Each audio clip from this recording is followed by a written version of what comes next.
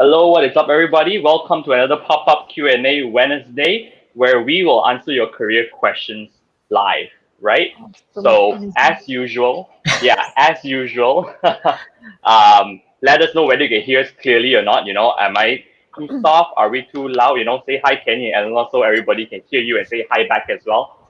Hello everyone, welcome to another Hi. Wednesday.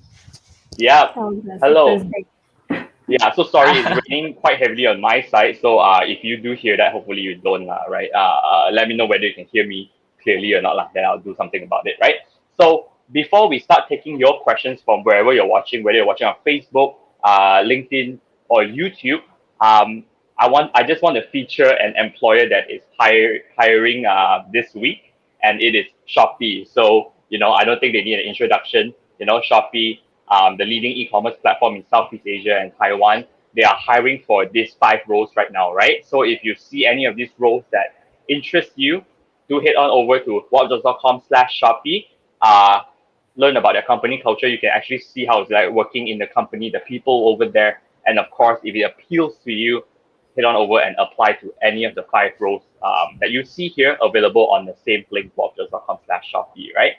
So before we dive into answering your career questions, while we wait for you to ask this career question, we have a question for you, right? So would you take a 5% pay cut to work remotely indefinitely? Meaning, if COVID-19 is gone, disappeared, last year's news, would a lot of people are used to working remotely now, and they see the convenience, right? Would you take a 5% pay cut to do so? Would you, or whatever amount you think is reasonable, would you take a percentage of pay cut to work remotely, right? So just to be clear, WOBB doesn't offer this. I saw this question online somewhere, and I thought it was super interesting, and I wanted to hear what we have to say. What our audience have to say as well. So anybody watching this like to hear your quick thoughts as well. But Kenny and Eleanor, what are your thoughts? Would you do so? Would you, Kenny? uh, I would say no. Like I don't need to work remotely. It's also nice to just work in the office. For me, a lot of my work is very collaborative. I like talking to my colleagues to sort of get their ideas. So working remotely doesn't really benefit me in a sense. So even though I'm working remotely now, I'm still very much in contact with all my colleagues. So I would rather go back to the office than take the pay cut. Yeah. I might. What about you? I You mean, might. I'm not so, I'm so used to working from home already since it's been like what a full A year, year. man. It's no more than a year already working from home, and I like not needing to travel. I don't like the jam. I don't like the parking. I don't like all of that. Yeah. To travel and all that, right? And to find parking and to pay for parking and everything, that will probably make up of your 5% per month already. So I would rather Yeah. stay home. Yeah. Yeah. Exactly, right? So That's very so true. like Justin and Amna said no. So I think a lot of people would say no lah, right? But I think this might appeal to some people, like a very niche group of people lah, like those who live very, very far, maybe Eleanor counts as far lah, right? Rather than Kenny who has easy access to public transportation. People who work very far, who always get caught in jam, has to pay so many tolls and then go there, pay parking, like petrol also gone already. For example's sake, if your salary is 5,000, a 5% cut would probably mean like 250 ringgit, right? So I think it's up to the individual, but I think there are some people who would actually say yes to this. Personally, no. I do think I work better with like face to face, people. But for the job that doesn't really need that much, face to face interaction, and for people who live far, I'm sure this will appeal to them, lah. Right? So if there are anybody who who is like that, who I just described, right? It seems like there's a strong no now. Yes. But love to hear if you will actually take this, right? This interesting question. So yes, why don't we? I'm not changed her mind. Yes. Yes, I just convinced you to join the other side.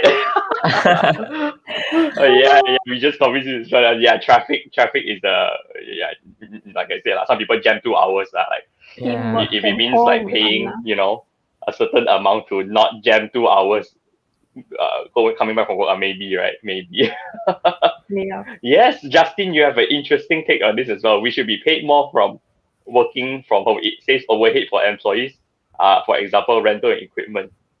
Yes, Yeah, actually, that also maybe. came through my mind as well. It's like you're not using anything in the office, so why are you taking away my pay? I'm helping you save.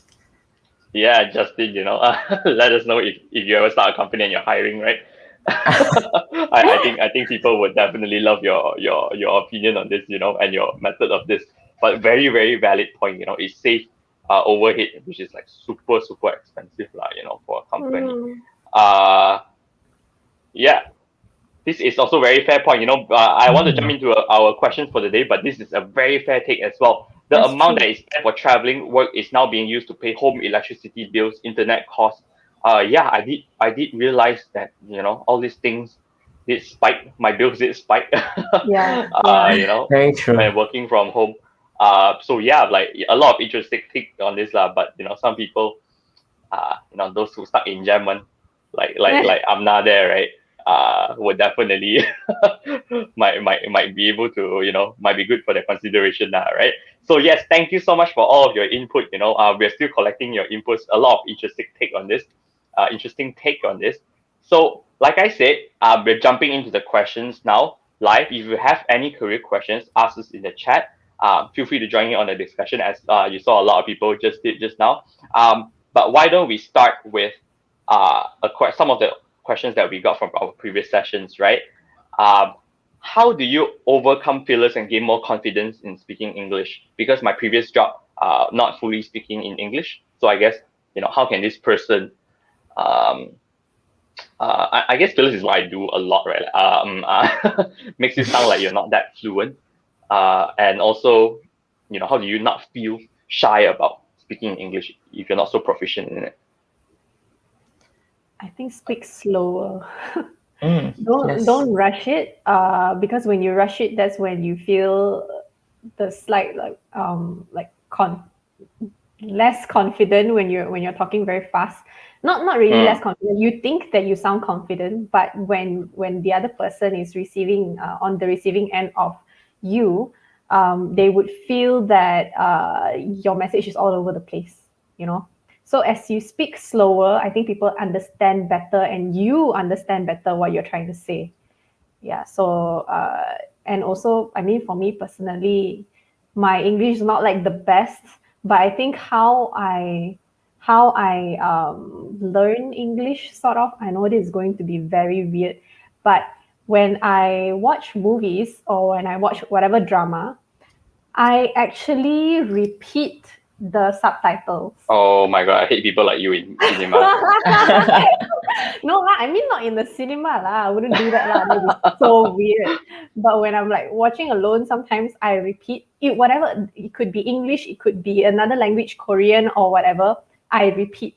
So that's how I learn the language. Yeah.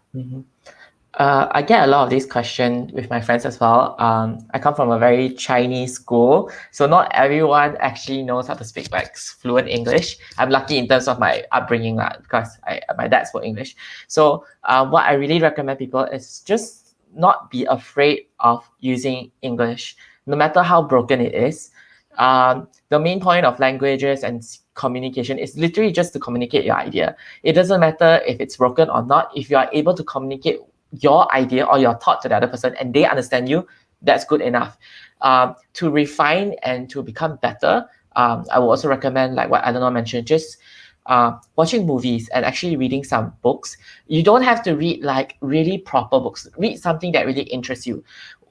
What you gain from doing this is actually you understand how people use words and how they form the structure of the sentences, and that will in turn make you more fluent down the road, and you actually sound Yeah, more confident. Yeah. yeah, just don't do it in cinemas, all right? Or I'll be the Yes. person that always looks back at you. Yeah, but I think to take another approach on this, right? I think there's no other way, or rather, I believe the best way to improve is to just speak whether you think you are good or not. I learned something from someone I know last time, but this was Mandarin. This person was an English speaking person who needed to work in like a real like Chinese speaking company, right? And then the boss asked, all of them here speaks Mandarin, because they deal with a lot of like those Taiwan Chinese clients, manufacturing or the old school one, right?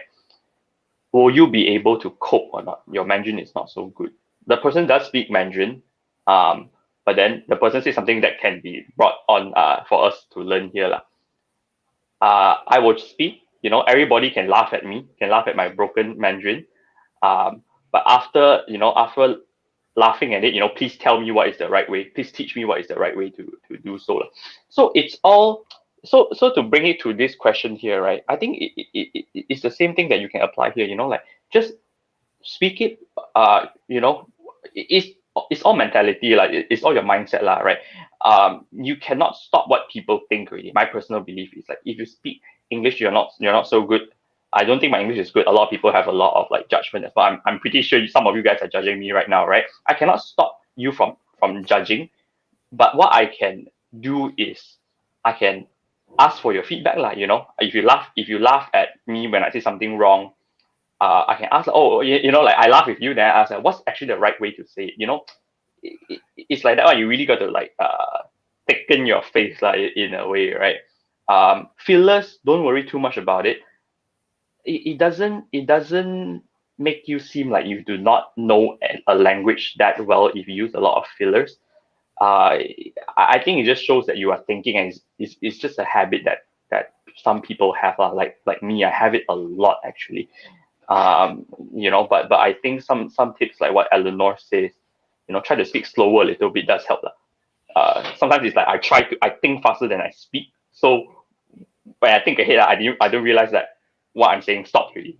You get what I mean, right? Like so it's like that, right? Like I said, if you really want to learn, you really got to make yourself uncomfortable.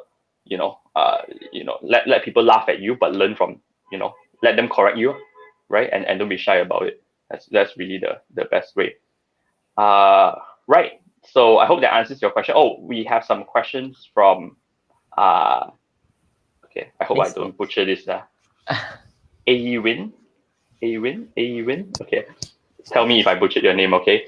So I would like to ask, as a fresh graduate, but with 4 years plus freelance experience and currently working full-time in marketing 6 months with a well-known global brand, should I stay for at least a year or jump as I've received offers for much more but in smaller startups or less known companies? Seeking your advice and insight. Thanks. Shall I go first? Yeah. Yeah, sure. Right.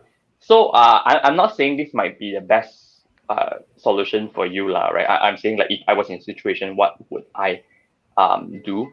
Number one, I think staying in a full-time company for 6 months in a global brand is quite short. As in like staying in a company for 6 months is quite short. If you're talking about you receive a lot of good offers from smaller startups, right? Is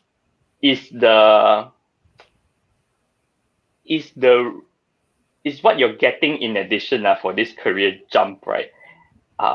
Good enough to justify why you left a company for 6 months, the negative connotations that usually go on with it. Because if you go to a startup, then you see another company offer you better again, will you go ahead and jump again? You get what I mean, right? Then that means that employers, I'm not saying there's no other reasons, let me know if there are other reasons on why you're considering to jumping other than just financial and monetary incentives. People might see you as someone who like, oh, this company offer you a little bit more, then you will jump. So perhaps someone who hires you right in the future might see that you do not have much I don't want to use the word loyalty, but I hope you get what I mean.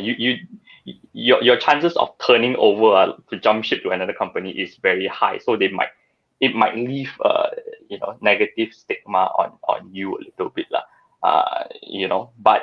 but to answer your second part of the question, right?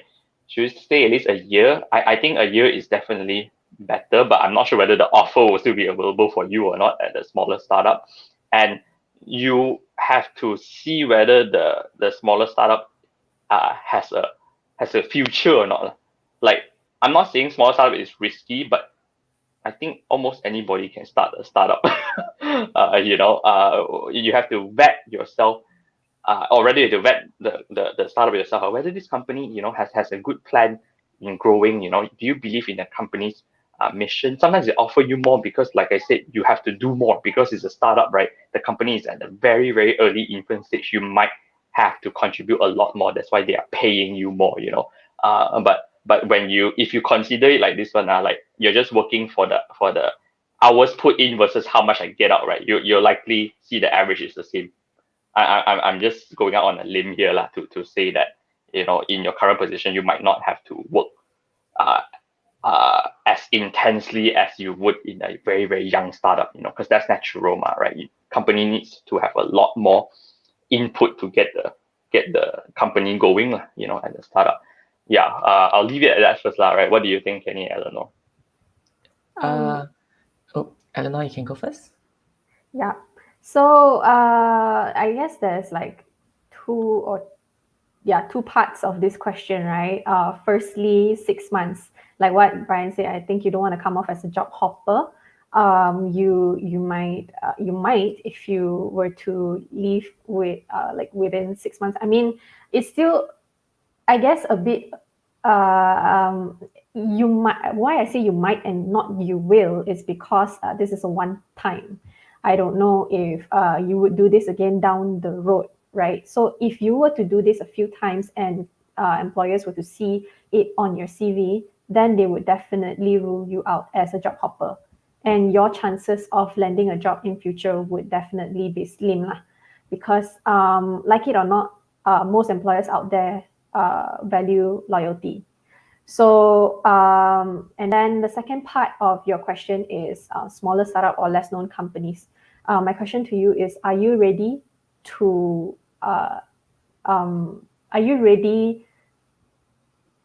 go into a situation where you don't know whether you will still have a job like 1 or 2 months down the road?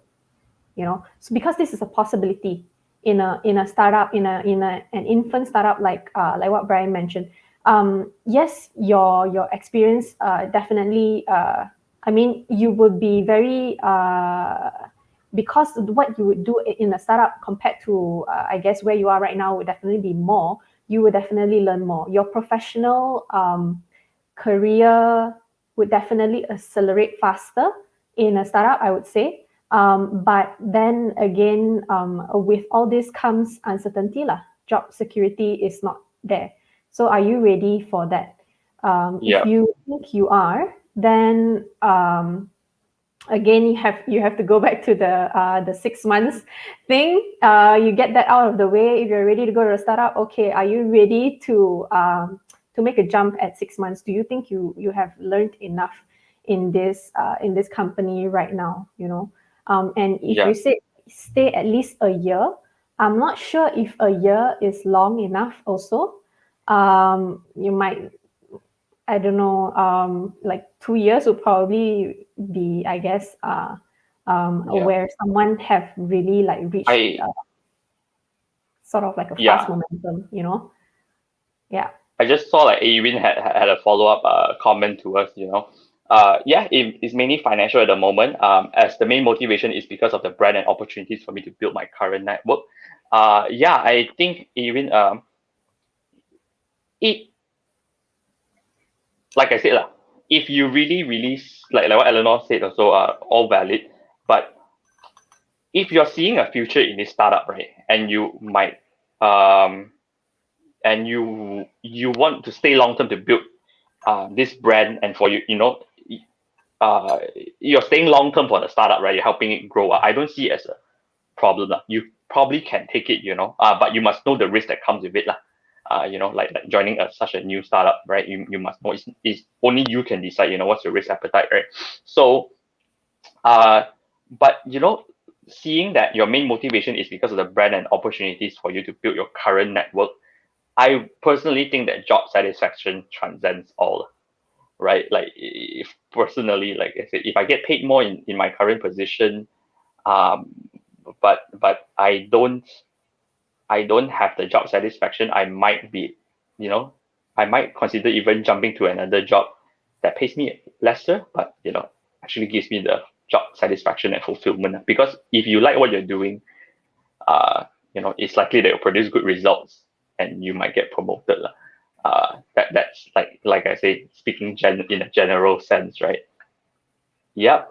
Kenny, do you have anything to add on? Just a little bit. So essentially, I completely agree with Brian and Eleanor. The decision to skip is gonna be, it's not gonna have much effect now, but if you do it very often, it's gonna be very big. So I'm just gonna tell you the mindset I would have if I was in your position. First of all, I will consider why am I going over? Financial, yes, but I'm gonna weigh in the difference between both companies. Because just because it's a startup doesn't mean that it doesn't have the right exposure and the right brand to support your CV. Because I know some people want to stay with a big brand because it's going to look really nice on their CV and they want to stay for at least for a while. So if both are about the same, the finance, it's better on the other side, and you can actually see yourself being there for a long time. It should at the very least be longer than the 6 months you are.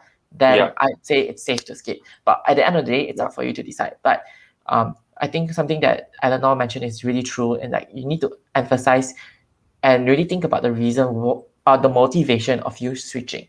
If it's purely financial and you do it too often, it's gonna affect you in the long run. Yeah, got it. Right. So I think we answered your question very thoroughly. Let's move on to the next one. Right. Amna says I've been applying for a long time. Haven't landed anything yet. I don't know if it's because I'm a foreigner or because I've been away from work for a long while, but it's morale draining. Is there a preference for locals now due to the bad economy that I should stop applying? I'll take this first, right? Since both of you answered just now, and I think I might be able to answer this question by myself. To put it truthfully and bluntly, right, Amna, now a lot of people are having difficulty finding jobs, right? I'm sure you know already. And let's not talk about now first. Let's talk about last time. Okay, last time when it comes to hiring, foreign talents, right? Foreign talent. Not every company can hire foreign talent. I'm not sure whether this is common knowledge or not. But only certain companies with MSc status can hire, foreign talent to their company, right?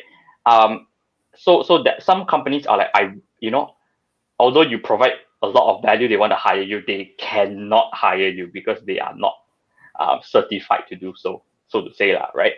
And number two, also, usually employers only hire foreign talent if they provide a lot more value than the local talent, because there is just more work to do to hire a foreign talent. So the value that the foreign talent brings in, right, must be so much more higher than a local talent for the employer to justify, going through all the extra hoops and steps to hire. Now, I'm not questioning anybody's abilities and talent here. I'm saying as, in terms of the mindset of certain employers, why they are like this, right? So we have established that. Now, because of the current situation, the pandemic, in addition to the 2 points I just mentioned just now, a lot of local talent are also not able to find a job. And I'm sure this is not a Malaysian thing only. This is like worldwide. I mean, COVID-19 is not Malaysian only, right? But the thing is, the government now, if you've seen the budget, this is common knowledge, right? Like budget 2021, I believe. They, what do you call it? They would want to. Oh, never mind. Sorry. Yeah, what I forgot what they call it. I forgot what was it. I don't quote anything because later I get it wrong, right? But in a way, they have some incentive for companies to hire local talent. Like that's the government's own incentive budget lah. So because of all these employers who are having a hard time even surviving, starting the business now, right? They might be more favorable to taking this incentive where if they hire a local talent, they get compensated monetary wise, for every talent that they hire. This is the government's incentive to promote employers instead of just downsizing the company, right? Hire also, like, government will subsidize you in a way. So like I said, that is what is happening now. I know it's morale draining, but if you stop trying, right, it's going to be a no lah. What I mean by that is, every shot not taken is a miss lah, completely, right? But I would say, try to apply to bigger companies instead of the smaller local ones, like Sendirian, Berhad and stuff like that. Try to apply for corporate companies, international companies that might have presence elsewhere, because they might have the ability to hire you. What do I put it? How do I put it? They are more likely to have the certifications needed and resources needed to hire a international talent, or foreign talent lah, right? I really don't think you should stop applying. Like I said, the moment you stop, right, it's 100% no already. But I hope that gives you some perspective lah. I'm sure that wasn't the hopeful message that you were looking for. But I want you to understand the situation. Can I just sorry. So I'm not. I know it's very morally draining, but so like what you mentioned, we can't sugarcoat it for you. It's gonna take a longer time right now, not just for you, but also for a lot of people. But I noticed that you mentioned you've been away from work for a long while. It really depends on whether or not that will affect your application as well, depending on how long the duration is and also what kind of industry it is.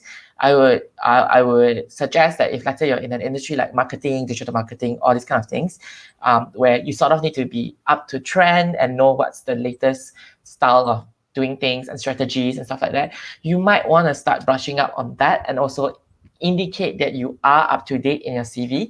That will really help boost your employability in a sense.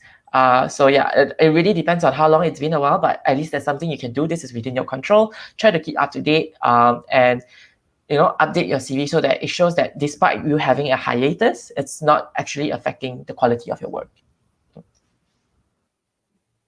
Yeah, right.